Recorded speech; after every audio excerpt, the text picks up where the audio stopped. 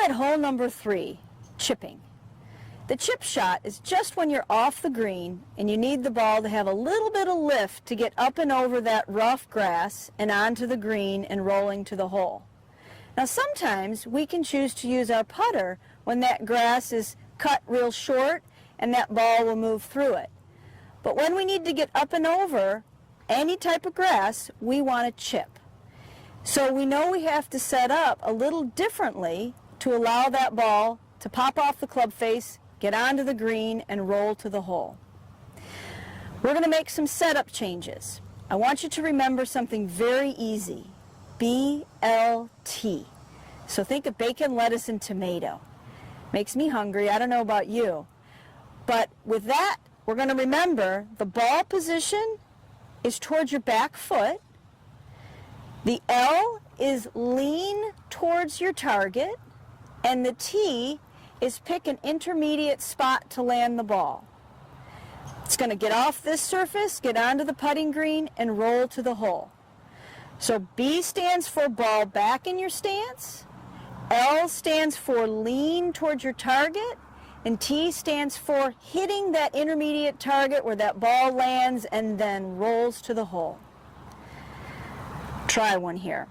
The stroke itself is similar to a putting stroke. Very small, hands, arms, and shoulders are making the motion, and I really want to brush down and through the grass.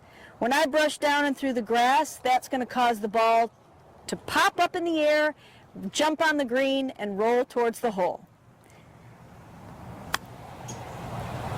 That club stays low to the ground, similar to your putter, but you're letting that loft of the club allow that ball to come off the surface and onto the green. The reason we set up with our weight on our target leg is that helps the golf club swing down, and that downward motion actually helps the ball go up in the air, and we don't have to even try to help it or scoop it. So this is a great setup for you to remember. Weight on your target leg, ball is back, and we're going to swing to our intermediate target. That ball's going to jump off the club, get on the green, and roll towards the pin. So keep it simple. Remember BLT, get the ball on the green and rolling to the hole as quickly as possible. We're at hole number 3. This is no judgment zone. This is our chipping activity today. And I've chosen a sand wedge, 56-degree sand wedge, a pitching wedge, and an 8-iron. Now you'll notice here in this visual we've got 3 separate lines. So the yellow line indicates a lower flight, the orange is a little bit higher, and then the white is even higher. So the 3 clubs that I have, the height at which the ball is going to travel will change. So our goal is to hit 6 balls with each club and see where that ball ends up. I'm going to choose the same landing area for each club, and then I'm not going to judge the result. I just want to learn from it and find out where that ball is going to actually end up. I'm going to hit 1 with each of the clubs for this drill, just so you have an idea of how to do it. And then you can spend the time and experiment on your own and practice.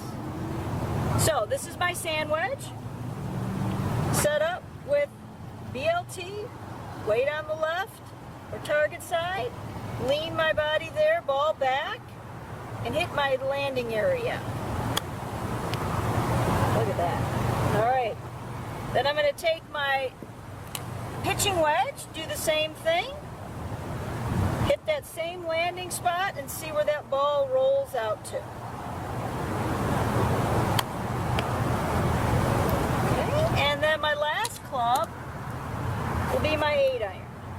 Again, I'm focusing on trying to hit that landing area and then seeing where that ball rolls out to. Excellent. So now I have a visual of where those balls will actually end up. So I'll keep practicing this, and I encourage you to do the same. Utilize all the clubs in your bags, those short irons, the sand wedge, right on through the 7-iron, and see what club gives you what distance but always remember to try to hit the same landing area and no judgment on what the result of this is. Have fun with it. Practice it. You're going to get so good at chipping, you're going to even get them in the hole. Enjoy it.